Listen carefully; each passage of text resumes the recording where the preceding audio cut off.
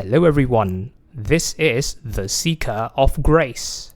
I have recently begun sharing stories of my experiences in the world of Umamusume, Pretty Derby, which share similarities to stories from the Christian Bible. As I had mentioned in the previous episode of this series, the world of Umamusume is a beautiful one, with colorful characters and colorful stories. Also, did you notice the parallels between the two worlds? For instance, between horse girls and humans, each with their own unique aspirations, struggles, and quirks. And between Trainer Chan and God, who journeys with and supports their trainees through their entire careers. Indeed. Except that this trainer called God knows each and every one of his countless horse girls by name, and journeys with each one for an entire lifetime. So, to all of you trainers out there, will you consider turning to God and calling him your Torena-chan? But I digress. Care to hear a little story now? And as I share this story, perhaps you could think of the biblical story it is similar to. And as always, before I begin telling my story, I would like to ask you a question as food for thought. Valentine's Day is approaching, and in the spirit of this romantic festival, I would like to ask all of you trainers this. Would you prefer your horse waifu to celebrate this occasion with you by organizing an extravagant outing or by planning a quiet date? Keep this question in mind as you listen to my story. There is this trainer I know who has Tokai Teo and Mejiro McQueen under his supervision. This dream duo, which we shall call Teimaku, courtesy of Vega, won many races under their trainer's guidance, and even emerged as champions in the Unity Cup. Teimaku decided there and then that they had to show their appreciation to their trainer for all the support he had given them. And with Valentine's Day around the corner, they saw an opportunity to thank their trainer, which they simply could not miss.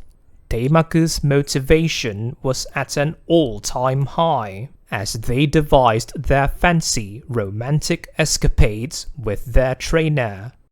Valentine's Day soon arrived, and as is customary on this special day, all the trainees in Trayson Academy were giving chocolates to their beloved trainers, and one of them was giving chocolates to the other horse girls. But there was something far greater in store for Teimaku's illustrious trainer, which began with a fancy-looking letter in his mailbox, formally inviting him to his office. It came as no surprise to him that Teimaku would take liberties raiding his office. But what came as a shock to him was the spectacle that greeted him as he stepped into it.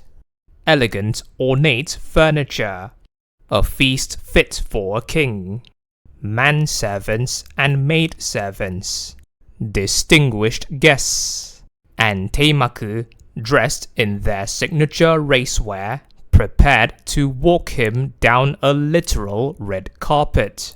The trainer wondered what strings this dignified duo pulled to organize this extravagant event, but he decided not to hurt his head thinking about it. The party was in full swing, and everyone was having a ball of a time. Everyone, except Mejiro McQueen, for many things had gone wrong behind the scenes. Simboli Rudolph missed her opening speech. The soup was still not prepared, and the file for the video montage was corrupted. And with how elaborate this party was, more blunders were inevitable. In desperation, Mejiro McQueen searched for Tokai Teo to request for assistance, only to find her lying on a sofa, her head rested on Trainer's lap, and engaged in small talk with him. Mejiro McQueen was furious. Stomping up to the sofa, she scolded Tokai Teo harshly, heaping all manner of bombastic, sophisticated verbal abuse at her. It did not make any sense. Why was she the only one making all this effort for Trainer? Why was she the only one fretting over this event's success? Why was she deprived of acknowledgement and praise from her beloved Trainer? Tokai Teo responded to Mejiro McQueen's scolding by, quite uncharacteristically, bursting into tears. Even this mischievous little menace has her mellow moments, for more than the pomp and the fanfare, more than the rave races and cute costumes, Tokai Teo longed to spend time talking to and playing with Trainer, and Mejiro McQueen's abrasive words implicitly denied her that privilege. The relationship between them soured. Teimaku was in shambles, or so it seemed. But our most illustrious Trainer, the star of this show, knew exactly what to do to mend their relationship. Walking over to the distraught Mejiro McQueen, he ushered her to the sofa, then proceeded to seat himself between his two trainees. With his gaze still fixed on Mejiro McQueen, he explained that he would find no greater joy on Valentine's Day than to spend time intimately with his trainees, and extended an invitation to her to join him and Tokai Teo in their casual conversation. Mejiro McQueen was initially hesitant to accept his offer, especially since it meant leaving the party in a mess. But considering that this request was made by Trainer himself, and that she could ill afford to let Tokai Teo monopolize him, she shyly sat herself next to Trainer as a sign of consent, and as the three of them talked, she felt her burdens instantly lifted from her shoulders.